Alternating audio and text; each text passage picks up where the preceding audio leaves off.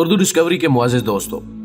میں ہوں ماجد ملک اور آپ تمام دیکھنے اور سننے والوں کو السلام علیکم۔ ناظرین گرامی، اگرچہ اس میں کوئی شک نہیں کہ ہماری یہ زمین بذات خود بھی اپنے اندر کئی ایک خزانے چھپائے بیٹھی ہے جو کہ اس دنیا کی معیشت کی ریڑھ کی ہڈی تصور ہوتے ہیں،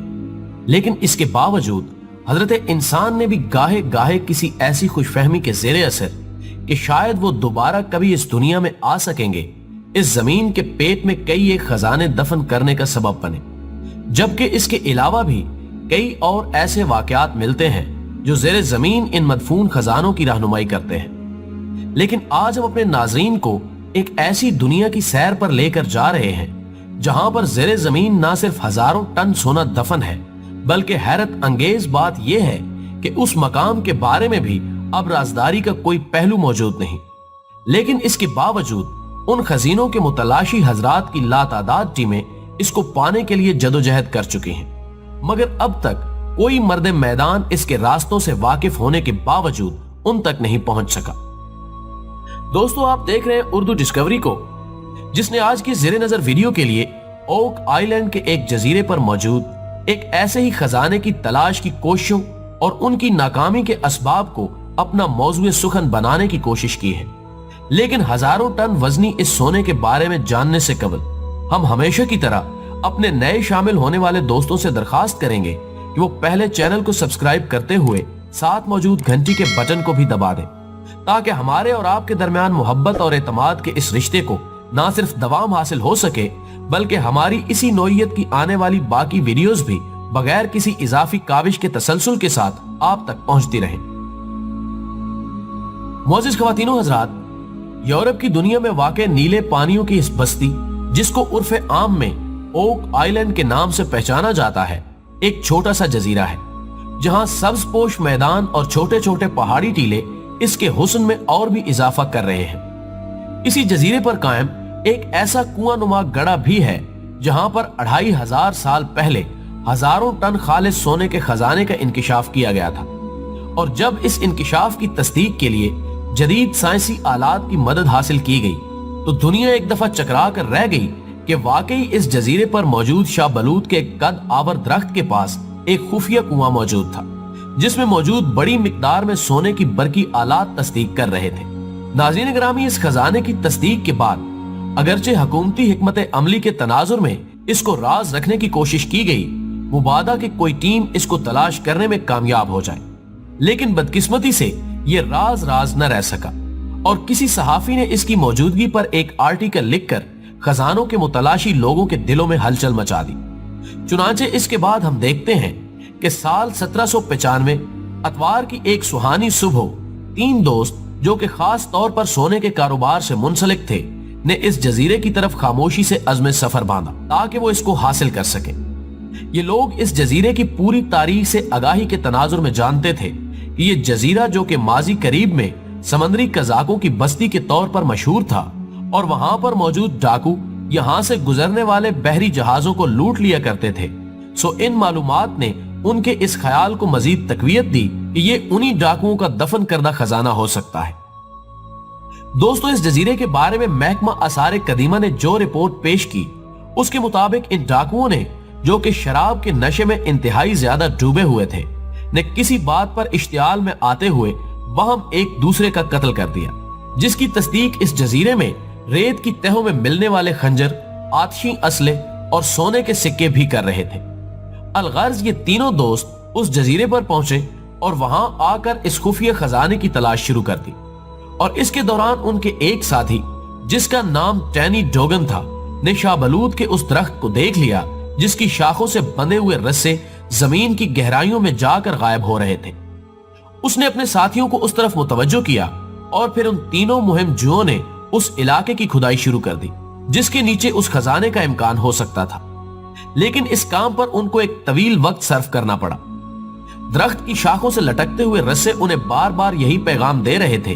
کہ ان رسوں کی مدد سے کوئی قیمتی دھات زمین کے سینے میں اتاری گئی ہے، لیکن سالہ سال کی محنت کے بعد بھی وہ اپنے مشن کی تکمیل میں کامیاب نہ ہو سکے، اور آخرکار انہوں نے خزانے کا تذکرہ ڈاکٹر جان لینڈس سے کیا، جو کہ نہ صرف آثار قدیمہ کا ماہر تھا बल्कि ज़ेरे ज़मीन मौजूद छुपे हुए खजानों के बारे में भी उसका इल्म अथॉरिटी समझा जाता था, जिसने ये सारी राम कहानी सुनने के बाद उस जगह का मुआयना करने का फैसला किया और फिर अपने तजुर्बात की रोशनी में उसने उस कुएं की मजीद खुदाई का हुक्म दिया। और जब वो लोग मजीद 35 फुट तक जमीन की गहराई में पहुंचे तो उन पर इंकिशाफ हुआ कि इसके नीचे नारियल के रेशों की एक मोटी तह मौजूद है, जिसकी वजह से उसके शक को और भी तकवीयत मिली और उसने मजीद खुदाई का हुक्म दे दिया। और जब उसके आदमी जमीन की मजीद 10 फुट गहराई में पहुंचे तो डॉक्टर लैंडस ने देखा कि उसके नीचे शाहबलूत की लकड़ी के तख्तों की एक मोटी तह मौजूद है। ये सारी निशानियां उस मुहिमजू के शक को यकीन में बदलती जा रही थी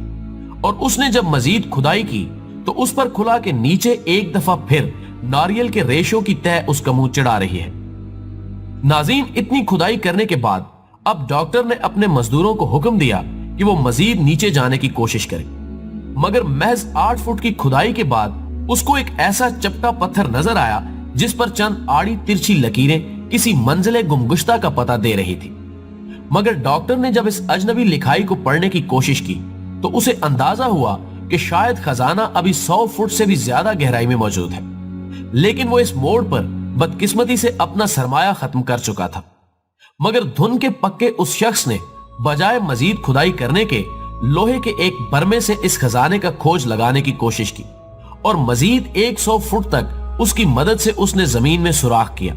जो कि पत्थरों और लकड़ी को चीरता हुआ आखिरकार किसी ऐसे मकाम से गुजरा जहां पर खला यानी खाली जगह का गुमान होता था। और अब इतनी गहराई में जाने के बाद कुएं से पानी निकलना शुरू हो चुका था। नाज़रीन मोहतरम, डॉक्टर लैंडस इस खजाने के हसूल के लिए अपनी आखिरी कोशिशों तक जाने का फैसला कर चुका था। सो उसने पानी के ऊपर तक आने का इंतजार किया और जब पानी करीब पहुंचा तो खुशी से लैंडस के हलक से चीख निकल गई, क्योंकि पानी की सतह पर लकड़ी के कुछ टुकड़ों के साथ सोने के ज़रात भी अपने होने की गवाही दे रहे थे, जबकि इस पानी की सतह पर कागज के चंद टुकड़े भी इधर उधर तैरते हुए नजर आए। अब डॉक्टर के हौसले मजीद बुलंद हो चुके थे और वो खुद को मंजिल के करीब तरीन समझ रहा था। सो उसने अपने मजदूरों को एक दफा फिर हुक्म दिया कि वो इस बरमे को मजीद नीचे लेकर जाए, मगर ये एक खौफनाक फैसला साबित हुआ, क्योंकि जब इसकी मजीद खुदाई की गई तो पानी इस कदर तेजी से ऊपर आया कि उसके तीनों मजदूर भी इस कुएं में डूब कर रह गए, जो कि वाकई एक तकलीफ देह हादसा था जिसने लैंडस की कमर तोड़ कर रख दी। इस सारे अमल में अब तक उसको 9 साल का अरसा हो चुका था और इस खुदाई पर वो अपनी जिंदगी भर की पूंजी भी खर्च कर चुका था, लेकिन खजाना अब भी उससे कोसों दूर था। अलबत्ता 9 साल की मेहनत के बाद इतना पता चल सका कि मज़कूरा खजाना अगरचे इस कुएं में मौजूद है, लेकिन उस तक पहुंचने का रास्ता इस पानी ने बंद कर रखा है। वो नहीं चाहता था कि वो अपने मजदूरों की हलाकत के बाद किसी और अजनबी आदमी को अपने इस राज में शरीक करे, और ना ही उसके पास मजीद खुदाई के लिए वसाइल मौजूद थे। सो उसने इस उम्मीद पर वापसी का सफर इख्तियार किया कि अगर मुमकिन हुआ तो वो दोबारा नए साथियों और जदीद आलात के साथ आकर अपने इस मिशन की तकमील करेगा। लेकिन इसका ये ख्वाब शर्मिंदा ताबीर ना हो सका और वो इससे कबल ही इस जहाने फानी से कूच कर गया। नाज़रीन ग्रामी, अगरचे इस खजाने की तलाश मुमकिन ना हो सकी, लेकिन चूंकि बरकी आलात उस जगह उस पोशीदा दौलत की मौजूदगी की गवाही दे रहे थे, सो 1957 में एक अमरीकी टीम अपना एक तहकीकाती मिशन लेकर उसी जजीरे पर उतरी, जिसने बाद अज तवील तहकीक जब अपनी रिपोर्ट मुरतब की तो उसमें लिखा कि कुछ शक नहीं कि इसके नीचे सोने का एक बहुत बड़ा खजाना मौजूद है, लेकिन इसको निकालना तकरीबन नामुमकिन है। उन्होंने ये इंकिशाफ भी किया कि इस पानी को जमीन की इस अथाह गहराई तक पहुंचाने के लिए ज़ेरे जमीन सुरंगों का एक जाल बिछाया गया है, और यही वजह है कि मज़कूरा डॉक्टर जब वहां तक पहुंचा तो वो पानी तेजी से ऊपर आकर उसका रास्ता रोकने में कामयाब हो गया। जबकि इलाकाई तौर पर यह बात भी मशहूर है कि इस खजाने पर किसी गैबी कुव्वत का असर है जो इसकी तलाश में आने वालों की नाकामी का सबब बनता है।